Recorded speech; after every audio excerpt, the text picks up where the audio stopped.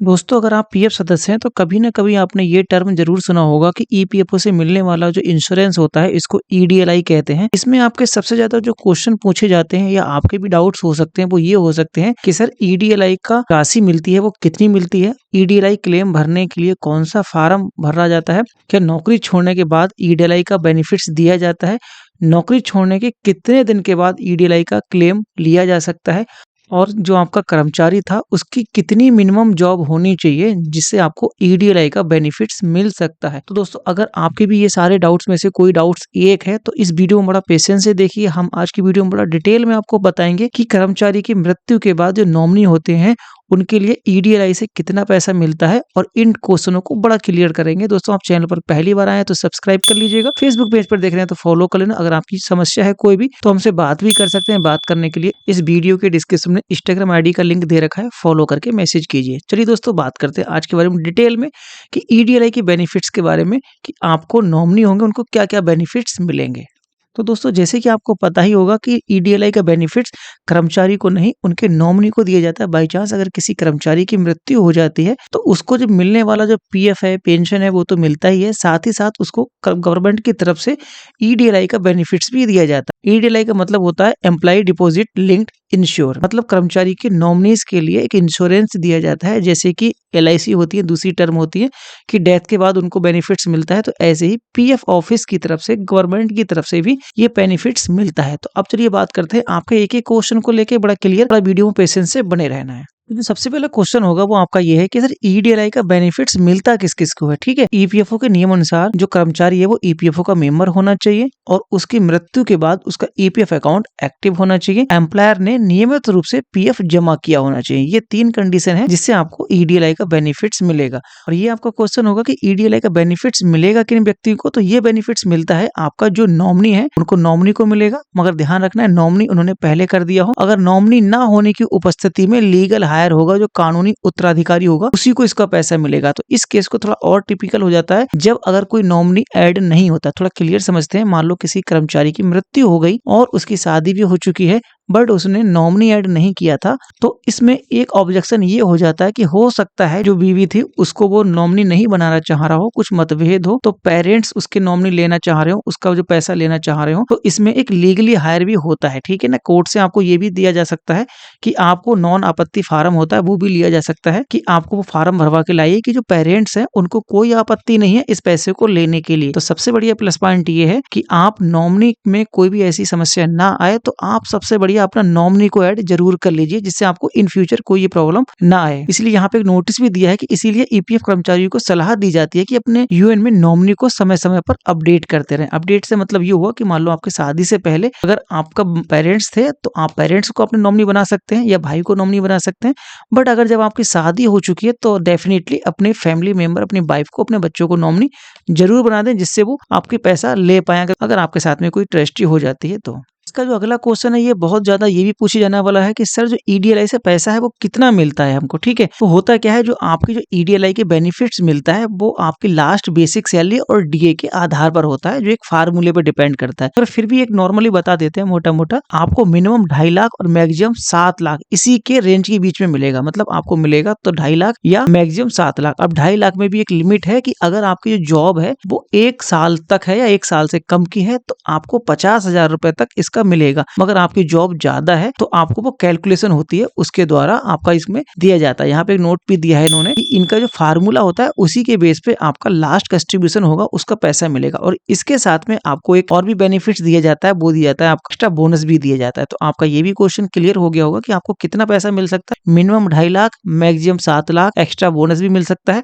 अगर जॉब 1 दिन से लेके 1 साल के बीच की है तो 50,000 रुपए मिनिमम है। ये भी एक क्राइटेरिया है। 1 साल से ऊपर की जॉब होने पर 2.5 लाख तक का पैसा मिल सकता है। मगर ध्यान रखना इस बात के लिए कि आपका ये डिपेंड करेगा, आपकी जो एम्प्लॉय था उसकी लास्ट बेसिक सैलरी और डीए कितना था वो एक फार्मूले पे डिपेंड होता है। अगर दोस्तों आपको एग्जैक्ट जानना है कि आपको कितना बेनिफिट्स मिल सकता है तो उसके लिए हमने एक डेडिकेटेड वीडियो बना रखी है। इस वीडियो के डिस्क्रिप्शन में जाके चेक कर लेना कि उसको हम ईडीएलआई का कैलकुलेशन कैसे कर सकते हैं, आपको कितना पैसा मिल सकता है। अब दोस्तों बात करते हैं नेक्स्ट पॉइंट के बारे में कि जो आपका क्लेम भरना होता है वो भरते कैसे हैं, कैसे भरा जाता है। तो दोस्तों इसके लिए कोई एक्स्ट्रा फार्म नहीं होता है। जैसे ही नॉमिनी डेथ क्लेम भरता है इस ईडीएलआई का फार्म भरा जाता है। फार्म का जो नाम होता है वो 5IF होता है।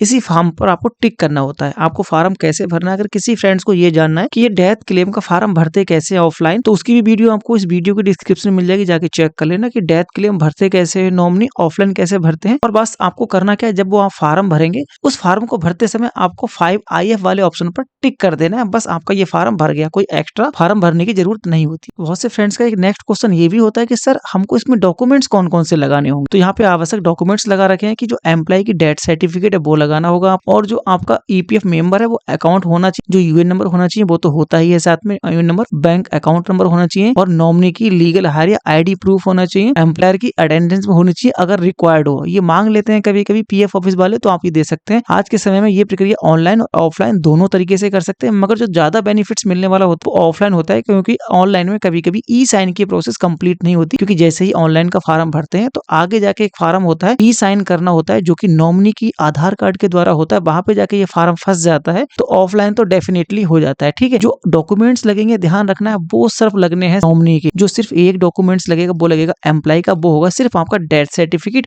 बाकी सारे डॉक्यूमेंट्स लगेंगे वो नॉमिनी के लगेंगे। दोस्तों इसी के साथ में एक क्वेश्चन और बहुत ज्यादा पूछा जाता है, आपका भी ये डाउट्स होगा कि नौकरी छोड़ने के बाद ईडीएलआई का लाभ मिलेगा या नहीं मिलेगा। ये क्वेश्चन सबसे ज्यादा पूछे जाने वाला होता है और आपका भी डाउट्स होता है। तो ध्यान रखना दोस्तों, जो ईडीएलआई है वो एक इंश्योरेंस कवर है। अगर जॉब के टाइम पे उसकी डेथ होती है, चाहे कैसी भी डेथ हो, नॉर्मल डेथ हो, एक्सीडेंटल डेथ हो, उसका इंश्योरेंस का पैसा मिलता है। ठीक है, तो यहाँ लिखा है। तो दोस्तों यहाँ पे पॉइंट देख लेते हैं कि ईपीएफओ के नियम अनुसार ईडीएलआई का लाभ नौकरी छोड़ने के बाद नहीं मिलता है। ठीक है, मतलब आपकी जॉब छोड़ने के बाद नहीं मिलता है, और कर्मचारी की मृत्यु उस समय पर होती है जब ईपीएफ कवर्ड में एम्प्लॉयमेंट में नहीं है। अगर किसी कर्मचारी की जो मृत्यु होती है वो उस टाइम पे होती है जब वो ईपीएफ के अंदर कवर्ड नहीं आ रहा है, उसका पीएफ जमा नहीं हो रहा है, तो उसको ये इसका बेनिफिट्स नहीं मिलेगा। या फिर किसी कारण से अगर किसी का अकाउंट है वो इनएक्टिव है, तो इसको भी एम्प्लॉयमेंट अगर बंद कर दिया गया है, पीएफ जमा होना बंद कर दिया गया है, तब भी आपको इसका बेनिफिट्स नहीं मिलेगा। ठीक है, यहाँ पे थोड़ा और क्लियर समझ लेते हैं। यहाँ पे लिखा है कि ईडीएलआई का बेनिफिट्स कब नहीं मिलेगा। तो यहाँ पे है एम्प्लॉय ने जॉब छोड़ दी हो, मतलब जॉब छोड़ने के बाद, मान लो एग्जाम्पल समझ लेते हैं कि किसी कर्मचारी ने जो जॉब की है वो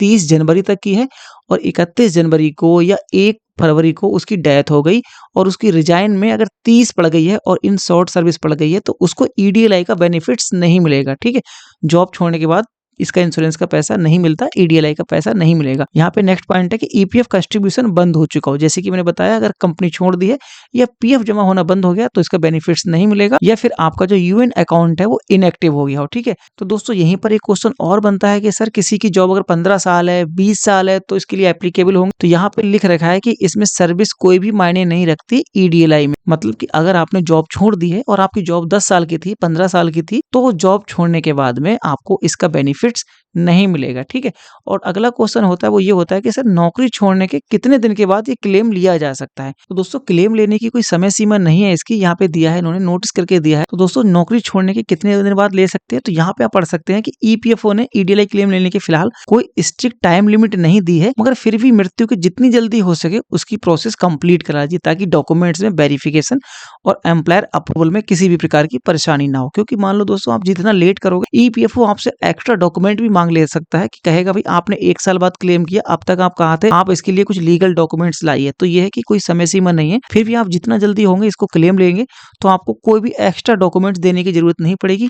पीएफ ऑफिस आपको परेशान नहीं करेगा, कुछ डॉक्यूमेंट्स नहीं लेनी होगी।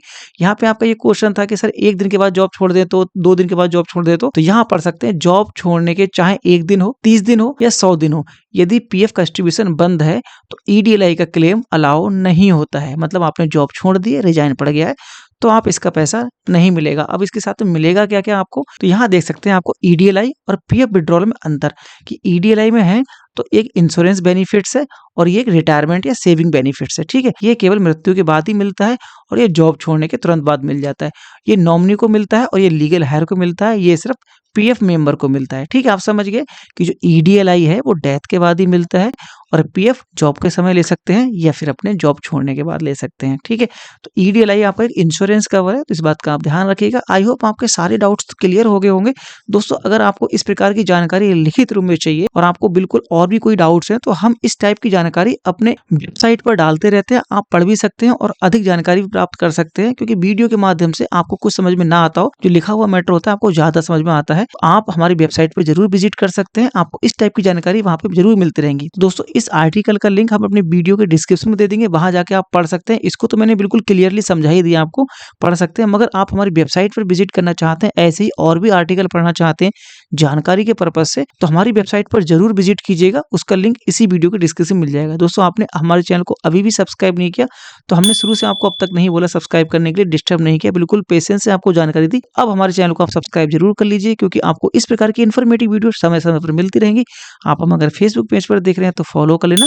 आपकी कोई समस्या है, कुछ समझ में ना आता हो या फार्म संबंधी कोई पीडीएफ चाहिए आपके लिए, तब भी आप हमसे जुड़ सकते हैं। तो आपको क्या करना होगा, इंस्टाग्राम पर आकर मैसेज करना होगा। ठीक दोस्तों, हम मिलते हैं इस प्रकार की और भी इन्फॉर्मेटिव वीडियो साथ। हमें सब्सक्राइब और फॉलो जरूर कर लीजिएगा। Thanks for watching.